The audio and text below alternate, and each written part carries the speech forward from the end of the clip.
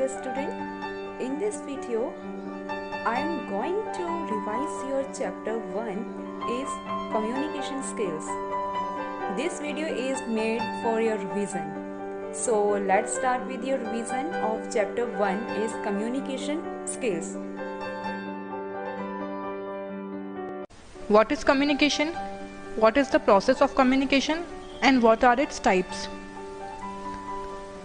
What is verbal communication and its types? What is non-verbal communication and what are the types of non-verbal communication? Lastly, what is the difference between verbal and non-verbal communication? Now come, let's understand the meaning of communication. Communication is the process of interacting with people. No matter whether you speak something or not, but your behavior, attitude or body language conveys a message to the other party, meaning that communication is not dependent on words. It is possible even without the use of words. So now we are going to understand the process of communication. In the process of communication, the sender encodes a message through a proper channel, that is email, phone, SMS, etc. to the receiver. The receiver decodes the message and after interpreting it, gives a proper feedback through a proper channel to the sender. So in this way the process of communication continues. So now we are going to understand the types of communication. So on the basis of channel, there are two types of communication: verbal communication and non-verbal communication. Come, let's understand the meaning of verbal communication. The communication in which we use words and language to communicate the intended message to the other party is called verbal communication. It can be performed in two ways,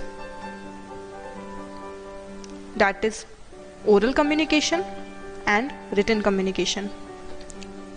Oral communication is a communication through spoken words, that is face-to-face communication, voice chat, video conferencing, or communication over the telephone or mobile phone.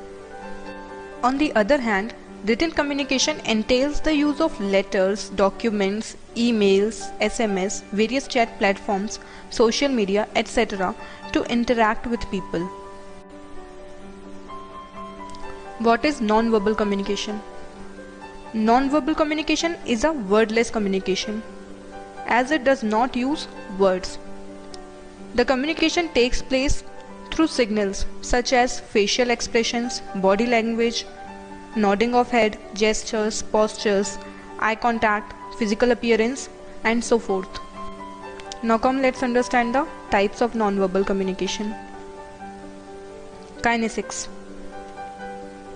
The communication through body language, facial expressions, gestures, postures, eye contacts is called as kinesics. In artifacts, you learn how the appearance of a person speaks a lot about his personality. That is, the way he or she is dressed, accessories carried by him, etc. Proxemics. The distance maintained by a person while communicating with another tells you a lot about their relationship. Chronemics is the use of time in communication. It tells you about how punctual or disciplined a person is, or how serious the person is regarding the matter. Vocalics. The volume, tone of voice and pitch used by the sender to transmit information is called vocalics. Haptics. The use of touch in communication to express emotions and feelings is called haptics. Come, let's discuss the difference between verbal and non-verbal communication. Meaning, verbal communication is the process of communication in which words and language is used to transmit the message to another person. Whereas in non-verbal communication, we do not use words. Instead, we use signals to transmit the message. The signals can be facial expressions, eye contact, body language, paralanguage, sign language, etc. Next, In verbal communication, the transmission of message is very fast and feedback can also be provided instantly, whereas non-verbal communication relies on the understanding of the receiver, so it consumes a lot of time. When it comes to delivery of message, there are very less chances of confusion in case of verbal communication. Contrary to this, the chances of confusion and misunderstanding are relatively high in non-verbal communication. In verbal communication, the presence of both the parties, that is sender and receiver, at the place of communication is not necessary. As against, in non-verbal communication, the presence of both the parties at the time of communication is a must.